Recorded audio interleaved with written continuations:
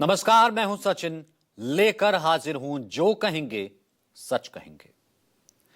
बांग्लादेश में एक और हिंदू युवक की हत्या ने हिंदुस्तान में उबाल ला दिया है, खासकर ऐसे वक्त में जब कुछ ही महीनों में पश्चिम बंगाल में विधानसभा के चुनाव होने हैं और इस चुनाव में अपनी जीत हासिल कर सत्ता पाने के लिए बीजेपी पूरे दमखम के साथ मैदान में है। बीजेपी ने भी बांग्लादेश के हिंदुओं के मुद्दे को बंगाल में अपना सबसे बड़ा चुनावी एजेंडा बना लिया है। तो सवाल यह कि बांग्लादेश का हिंदू क्यों बन गया बंगाल का चुनावी केंद्र बिंदु? सवाल यह भी कि बांग्लादेश में हिंदुओं की हत्या बंगाल में ममता के खिलाफ मुद्दा कैसे? और बंगाल में अब की बार हिंदू हिंदू का मुद्दा ममता को टेंशन या फिर बीजेपी को देगी संजीवनी? दूसरी स्टोरी का रुख करेंगे देश की बेटियों की सुरक्षा से जुड़ी। 2022 में ऋषिकेश में हुई अंकिता भंडारी हत्याकांड में किस बीजेपी नेता का नाम सामने आया है? और उन्नाव रेप कांड के आरोपी कुलदीप सेंगर की जमानत के खिलाफ देश में महिलाओं ने खोला मोर्चा। अब आगे क्या होगा? आज इसी पर जो कहेंगे सच कहेंगे।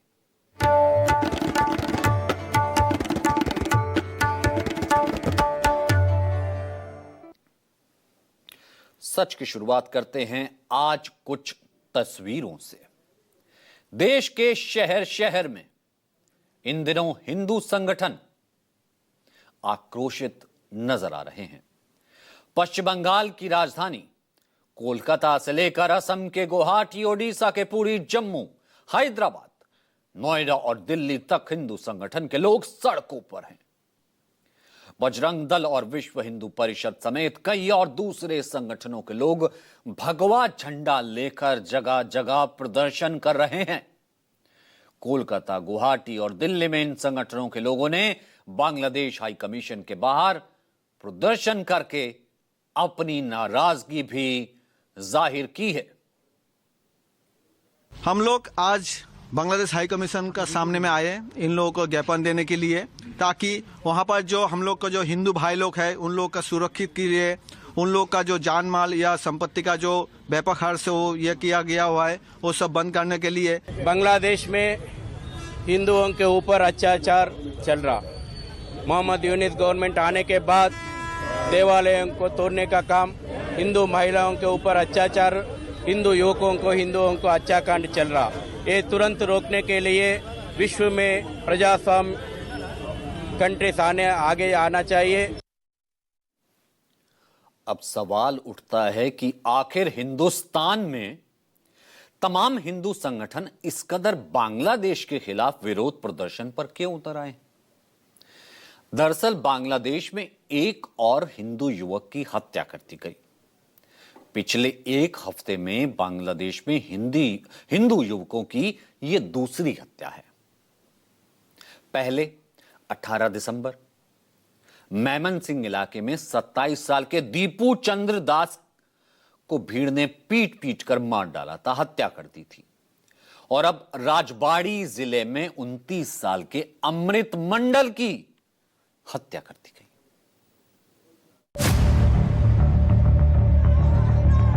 बांग्लादेश में दीपूदास की मॉब लिंचिंग के सदमे से दुनिया अभी ऊपर नहीं पाई थी कि मोहम्मद यूनुस राज में भीड़ ने एक और हिंदू युवक को पीट पीट कर मार डाला। राजबाड़ी जिले के पांगशा इलाके में बुधवार की रात करीब 11 बजे अंधेरे में कुछ लोग आए और 29 साल के अमृत मंडल उर्फ सम्राट मंडल को घेर लिया। इसके बाद उसे भरे बाजार में पीटा तब तक जब तक कि उसकी सांसें थम न गई। हैरानी की बात यह है कि इस बार अपराधियों को ईशनिंदा का आरोप नहीं मिला तो कुछ और ही इल्जाम लगाकर टारगेट किया। पुलिस ने भी हत्या को एक नया एंगल दे दिया। Bangladeshi media the daily star के मुताबिक पुलिस ने बताया कि अमृत मंडल उर्फ सम्राट वाहिनी नाम के एक क्रिमिनल गैंग का लीडर था, जो दूसरी गतिविधियों के अलावा जबरन वसूली में शामिल था। बुधवार की रात सम्राट और उसके गैंग के कुछ दूसरे सदस्य कथित तौर पर एक ग्रामीण शादिउल इस्लाम के घर पैसे वसूलने गए थे। परिवार वालों ने जब चिल्लाना शुरू किया तो मौके पर गांव के दूसरे लोगों ने सम्राट को पकड़ लिया, जिसके बाद उसे पीट पीट कर मार डाला गया। जबकि गैंग के दूसरे सदस्य भागने में कामयाब रहे। पुलिस के मुताबिक सम्राट के खिलाफ पांगशा पुलिस स्टेशन में 2 मामले दर्ज थे, जिनमें एक हत्या का मामला भी शामिल था। आरोप है कि सम्राट पिछले साल शेख हसीना के सत्ता से हटने के बाद देश छोड़कर भाग गया था और वो अपने गांव कलिमोहर यूनियन के होसे डांगा लौटा था। सम्राट मंडल की हत्या ऐसे समय में हुई है। बीजेपी इस समय आज का बांग्लादेश कल का बंगाल वाला नैरेटिव काफी आक्रामक तरीके से चला रही है, एग्रेसिव तरीके से। शुभेंदु अधिकारी और बीजेपी के अन्य नेता बांग्लादेश में हिंदुओं और हिंदू संगठनों पर हुए हमले का उदाहरण देकर यह संदेश दे रहे हैं कि अगर बंगाल में सत्ता परिवर्तन नहीं हुआ तो यहां भी स्थिति वैसी होगी।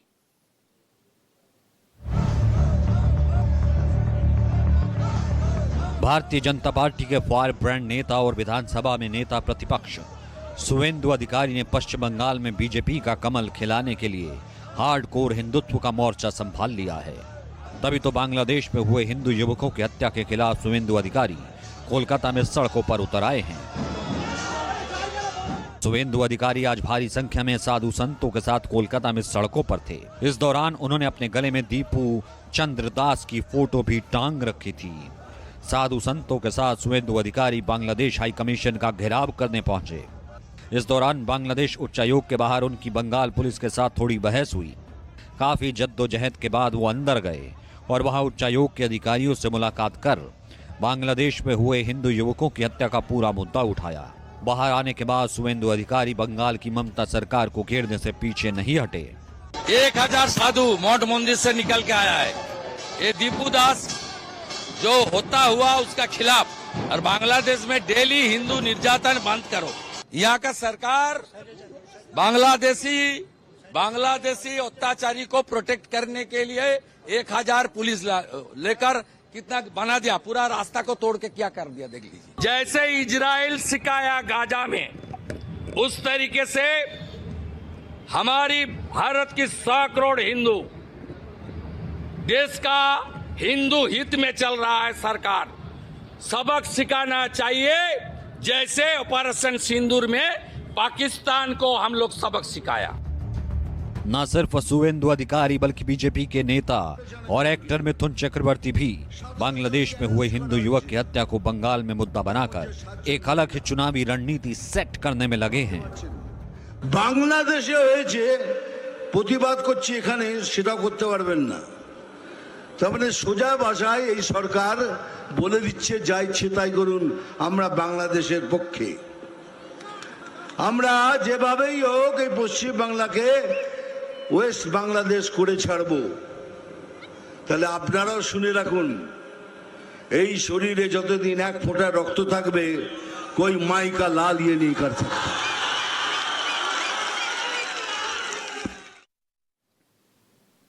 अब जाहिर है बीजेपी बांग्लादेश में हिंदुओं पर हो रहे अत्याचार को भुनाने की पूरी कोशिश कर रही है।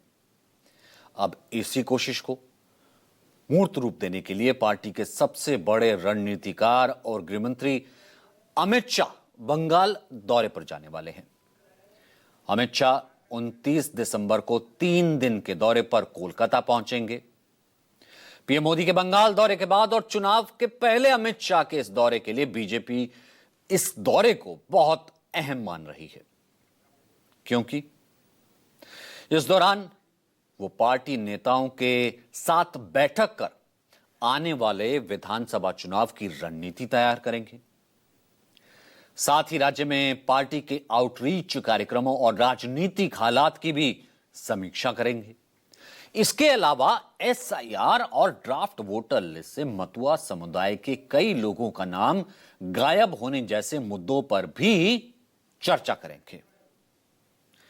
यह चर्चा भी बीजेपी की ओर से हिंदू वोट बैंक को लामबंद करने की कड़ी का हिस्सा ही है, क्योंकि मतुआ समुदाय पश्चिम बंगाल में बांग्लादेश से आए हुए हिंदू शरणार्थी हैं और बीजेपी का यह अहम वोट बैंक माना जाता है।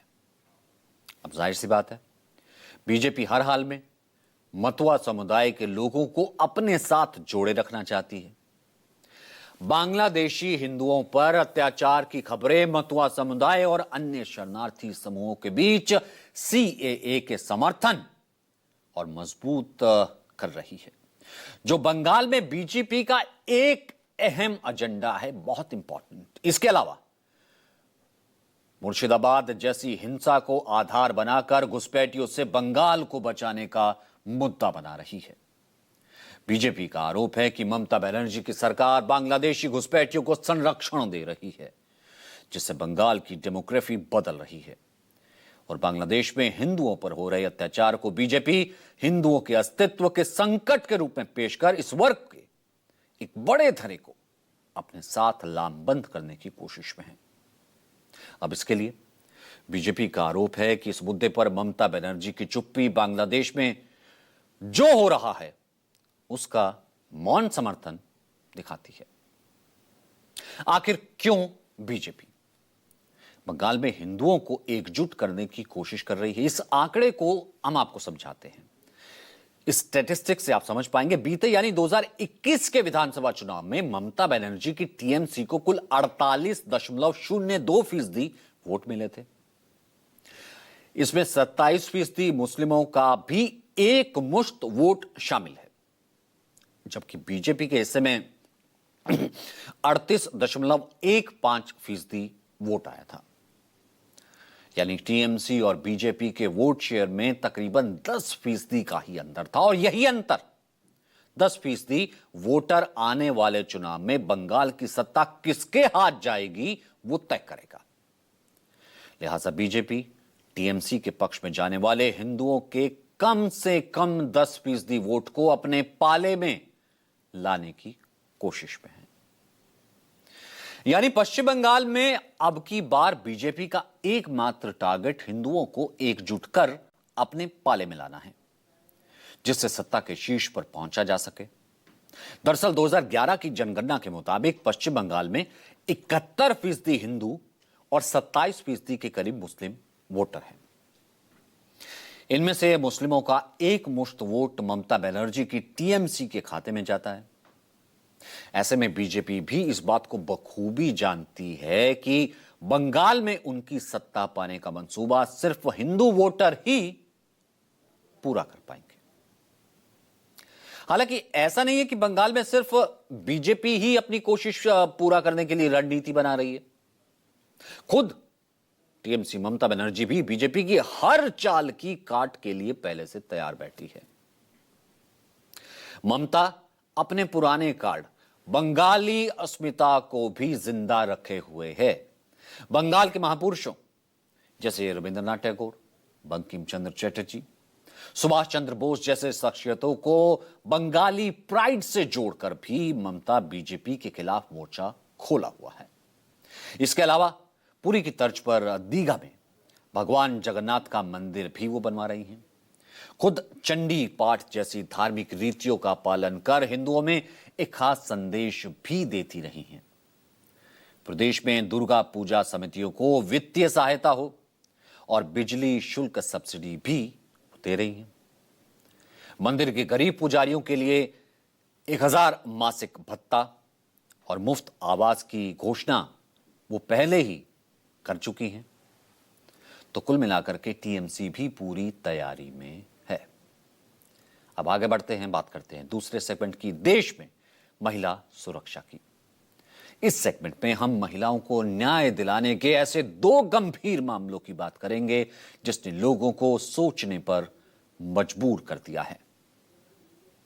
एक तरफ बांग्लादेश में हिंदुओं पर अत्याचार का मामला पश्चिम बंगाल की राजनीति को गर्म कर रहा है, तो वहीं दूसरी तरफ 2 पीड़ित महिलाओं को न्याय दिलाने के लिए लोगों को सड़कों पर उतरना पड़ रहा है।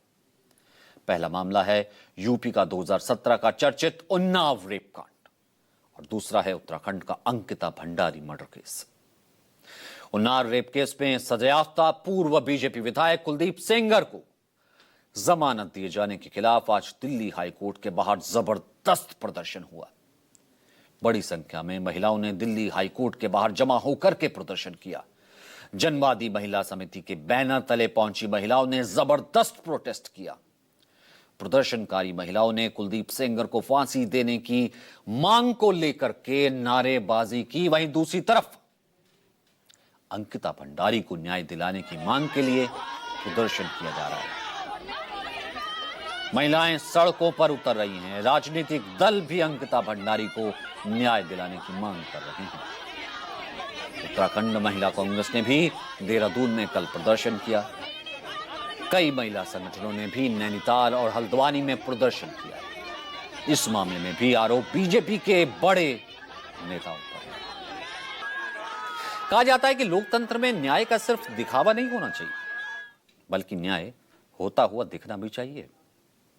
लेकिन इन दोनों पुराने और चर्चित मामलों में जो हो रहा है, उससे न्याय व्यवस्था और सरकारी तंत्र पर सवाल खड़े हो रहे हैं। उसी न्याय व्यवस्था पर जो आम आदमी के लिए अंतिम सांस होता है। हम आपको एक एक कर इन दोनों ही मामलों के बारे में बताते हैं, लेकिन सबसे पहले बात उन्नाव रेप केस की।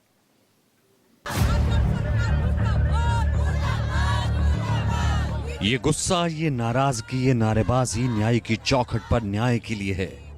उस न्याय के लिए जिसकी आस लिए उन्नाव रेप केस की पीड़िता 8 सालों से दर दर भटक रही है। इस मामले को लेकर शुक्रवार को दिल्ली हाई कोर्ट के बाहर महिलाओं ने जबरदस्त प्रदर्शन किया। हाईकोर्ट के पास ही तमाम आप यहाँ पर सुरक्षा बल भी देख सकते हैं कि पुलिस की टीम भी मौजूद है, साथ में पैरामिलिट्री फोर्स के जवान भी मौजूद है। और लगातार इन महिलाओं से ये जो प्रोटेस्ट कर रही है, इनसे यही अपील की जा रही है कि यहाँ से वो जगह को खाली कर दे, क्योंकि यहाँ पर प्रोटेस्ट अलाउड नहीं है। हमारा सब पे से विश्वास उठ गया है। जो ऑर्डर पास किया गया है वो गलत है, और हम ना ही सिर्फ इनके लिए, पर ये जो एक प्रेसिडेंट सेट हुआ है, ये पूरे देश की महिलाओं के लिए गलत है। अगर बड़े प्रभावशाली लोग ऐसे छूट जाते हैं तो महिला कहाँ जाएंगी इस देश की। कुलदीप सेंगर की जो सजा को निलंबित किया है उसको बहाल करें और उसको सजा दें। और हम ये कतई बर्दाश्त नहीं करेंगे कि ये तो फिर भाजपा के गुंडे, भाजपा के नेता महिलाओं के साथ बलात्कार करेंगे और फ्री घूमेंगे। उन्नाव की रेप पीड़िता भी इस प्रोटेस्ट में शामिल होने पहुंची थी, लेकिन सुरक्षा कारणों से वो प्रोटेस्ट के दौरान बस में ही बैठी रही। दरअसल दिल्ली हाईकोर्ट ने 23 दिसंबर को सजा काट रहे पूर्व बीजेपी विधायक कुलदीप सिंह सेंगर को इस मामले में जमानत दी थी। हद तो तब हो गई जब कोर्ट के इस फैसले का विरोध करने के लिए पीड़िता अपनी मां और सामाजिक कार्यकर्ता योगिता भयानक के साथ दिल्ली के इंडिया गेट के पास धरने के लिए बैठी तो पुलिस ने उसे जबरन हटा दिया। जमानत दिए जाने के बाद पीड़िता ने अपनी जान का खतरा बताया। 6 साल से दिल्ली की तिहाड़ जेल में सलाखों के पीछे सजा काट रहे कुलदीप सेंगर को दिल्ली हाईकोर्ट ने 15 लाख के निजी मुचलके और कई शर्तों के साथ जमानत दी है। जमानत के साथ हाईकोर्ट ने अपील पर सुनवाई पूरी होने तक सेंगर की सजा को सस्पेंड भी कर दिया। हालांकि कोर्ट ने सेंगर को जमानत देने के फैसले में कुछ शर्तें भी लगाई हैं। पहली शर्त, दिल्ली नहीं छोड़ पाएंगे, पीड़िता से 5 किलोमीटर दूर रहना होगा। दूसरी शर्त, हर सोमवार को कुलदीप को नजदीकी पुलिस स्टेशन में रिपोर्ट करना होगा। तीसरी शर्त, पासपोर्ट जमा करना होगा ताकि किसी दूसरे देश ना जा सकें। चौथी शर्त, अदालत ने यह भी कहा कि इन शर्तों के उल्लंघन की स्थिति में सेंगर को दी गई जमानत स्वतः निरस्त मानी जाएगी और उसे वापस तिहाड़ भेज दिया जाएगा। पीड़िता ने 24 दिसंबर को राहुल गांधी से मुलाकात की थी। साथ ही वो राष्ट्रपति द्रौपदी मुर्मू और प्रधानमंत्री नरेंद्र मोदी से भी मिलना चाहती हैं। कोर्ट के इस फैसले के बाद देश की राजनीति भी गर्म है। सड़कों पर हर दिन प्रदर्शन हो रहे हैं। कई महिला अधिकार संगठन और कांग्रेस पार्टी समेत विपक्षी दल बीजेपी पर निशाना साध रहे हैं। मुझे कुछ नहीं कहना। सॉरी इंडिया, भारत की बच्चियां, वी आर एक्सट्रीमली सॉरी। हमारे पास कोई प्रावधान नहीं है, हमारा कोई चरित्र नहीं है कि आपको हम कह सके कि आप महफूज हैं। रिपब्लिक शर्मिंदा है। 2017 में हुए इस रेप कांड में बीजेपी विधायक कुलदीप सेंगर मुख्य आरोपी था। मामले ने तब गंभीर रूप ले लिया जब कथित तौर पर सेंगर के भाई ने पीड़िता के पिता को पुलिस हिरासत में पीट पीट कर मार डाला। कुलदीप सेंगर को निचली अदालत ने 2019 में दोषी ठहराया था और आजीवन कारावास की सजा सुनाई थी। पीड़िता और उसके परिवार को जान का डर है, इसलिए वो लगातार गुहार लगा रही है। दरअसल कुलदीप सेंगर को बहुत ताकतवर माना जाता है। पिछले 2.5 दशक से उन्नाव में उसका बहुत रसूख है। अब इसी कारण पुलिस ने उसके खिलाफ केस दर्ज करने से भी मना कर दिया था। आपको बताते हैं कि यह पूरा मामला क्या है और कब कब क्या क्या हुआ। 4 जून 2017 को पीड़िता नौकरी मांगने विधायक कुलदीप सेंगर के पास गई। विधायक के घर पर उसका रेप हुआ। फिर 11 जून 2017 को पीड़िता गायब हो गई। परिवार ने गुमशुदगी की रिपोर्ट दर्ज कराई। 10 दिन बाद औरैया के एक गांव में मिली। 3 जुलाई 2017 को पीड़िता ने विधायक और उसके भाई अतुल सिंह के खिलाफ रेप का केस दर्ज करने की मांग की। पुलिस ने केस दर्ज ही नहीं किया। 3 अप्रैल 2018 को सेंगर के गुर्गों और उसके भाई ने पीड़िता के पिता को पीट पीट कर पुलिस को सौंप दिया। 5 दिन हुए पुलिस कस्टडी में, पिता की मौत हो गई। 10 अप्रैल 2018 को पोस्टमार्टम रिपोर्ट में निकला कि पिता के शरीर पर 14 जगह चोट के निशान थे। 12 अप्रैल 2018 को केस सीबीआई को सौंप दिया गया और कुलदीप सेंगर को रेप का आरोपी बनाया गया। 4 जुलाई 2019 को पीड़िता के चाचा को 19 साल पुराने एक मामले में कोर्ट ने 10 साल के कारावास की सजा सुना दी। 28 जुलाई 2019 को पीड़िता अपनी चाची, मौसी और वकील के साथ जा रही थी रायबरेली। उसकी कार को ट्रक ने टक्कर मारी। टक्कर लगती है। हादसे में पीड़िता की चाची और मौसी की मौत हो जाती है। 14 अगस्त 2019 को पीड़िता के पिता की मौत के मामले में सेंगर समेत 9 लोगों पर कोर्ट आरोप तय करती है। 16 दिसंबर 2019 को कोर्ट ने कुलदीप सेंगर को अपहरण और बलात्कार के मामले में दोषी माना, दोषी ठहराया। दरअसल लोगों के गुस्से के भड़कने के पीछे 2 बड़ी वजह हैं। पहली तो यह कि दिल्ली हाई कोर्ट ने न सिर्फ सजा काट रहे कुलदीप सेंगर को जमानत दी, बल्कि सजा को भी उसकी अपील पर सुनवाई होने तक सस्पेंड कर दिया। अब इसके बाद जब पीड़िता इंडिया गेट पर सर्द रात पर धरने पर बैठी तो पुलिस ने बर्बरता की उसके साथ। लेकिन उत्तराखंड के, अब दूसरा मामला, उत्तराखंड के अंकिता भंडारी केस में भी हाल इससे कोई बहुत अलग नहीं है। इस केस को लेकर उत्तराखंड में जगह जगह धरना, जगह जगह प्रदर्शन हो रहे हैं। 2022 में जब यह मामला सामने आया तभी से इस मामले में बीजेपी के एक बड़े नेता का हाथ होने की बात जो है वो सामने आ रही थी। एक ऑडियो क्लिप के सामने आने के बाद मामले ने तूड़ पकड़ लिया। कथित तौर पर उत्तराखंड बीजेपी के प्रभारी और पूर्व राज्यसभा सांसद दुष्यंत गौतम का नाम इसमें आ रहा है। एक ऑडियो क्लिप ने इन दिनों उत्तराखंड की सियासत में भूचाल ला दिया है। ये ऑडियो क्लिप कथित तौर पर बीजेपी के पूर्व विधायक सुरेश राठौड़ का है, जिसमें वो अंकिता भंडारी हत्याकांड से जुड़ा खुलासा कर रहे हैं। ऑडियो में वो बता रहे हैं कि अंकिता की हत्या इसलिए हुई क्योंकि अंकिता के ऊपर दुष्यंत कुमार गौतम के साथ शारीरिक संबंध बनाने का दबाव बनाया जा रहा था। दुष्यंत कुमार गौतम बीजेपी उत्तराखंड के प्रभारी और पूर्व राज्यसभा सांसद हैं। कांग्रेस ने बीजेपी पर गंभीर आरोप लगाते हुए पूरे मामले की सीबीआई जांच की मांग की है, लेकिन दुष्यंत गौतम ने खुद पर लगे आरोपों पर सफाई दी। सब चीज के लिए मैं तैयार हूं, लेकिन जो भी लोग ये भ्रम फैलाने का काम कर रहे हैं, मेरी छवि को धूमिल करने का काम कर रहे हैं, मैं उनको आगाह करना चाहता हूं। इसकी सबकी जांच की जाएगी। मैंने होम सेक्रेटरी को भी लेटर लिखा है, पत्र लिखा है। इन सब की जांच भी की जाएगी और मूलतः जिस व्यक्ति ने ये षड्यंत्र रचा है उस पर कानून कार्रवाई भी की जाएगी और मानहानि का मुकदमा भी करूंगा। दुष्यंत गौतम ने उत्तराखंड के गृह सचिव को पत्र लिखकर अंकिता भंडारी हत्याकांड से खुद को जोड़ने वाले ऑडियो वीडियो को सोशल मीडिया से हटाने की मांग की। वीडियो सामने आने के बाद अंकिता की मां ने कहा कि अगर किसी के पास से हत्याकांड से जुड़े ठोस सबूत हैं तो उन्हें बिना देरी अदालत के सामने लाया जाए।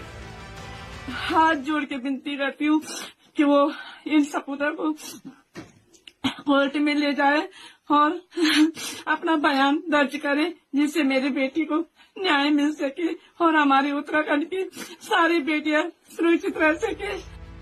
दरअसल ऋषिकेश के निकट वनतारा रिजॉर्ट में रिसेप्शनिस्ट के रूप में काम करने वाली 19 वर्षीय अंकिता 18 सितंबर 2022 को अचानक गायब हो गई थी।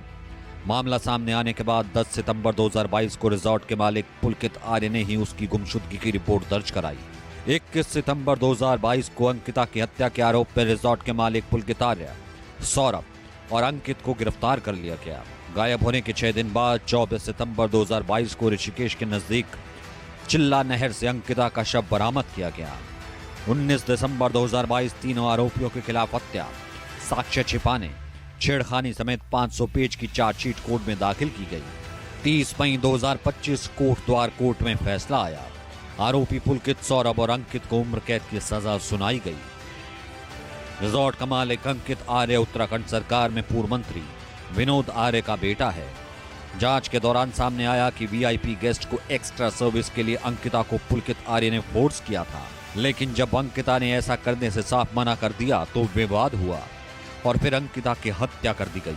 हैरानी की बात यह है कि शव मिलने से ठीक एक रात पहले रिजॉर्ट में अंकिता के कमरे को बुलडोजर से तोड़ दिया गया था। साथ ही उसके बिस्तर को भी जलाने की कोशिश की गई थी। तो फिलहाल जो कहेंगे सच कहेंगे आज के एडिशन में इतना ही। फिर होगी आपसे मुलाकात। इजाजत दीजिए, नमस्कार। आपको छोड़ जाते हैं सुपर 30 के साथ।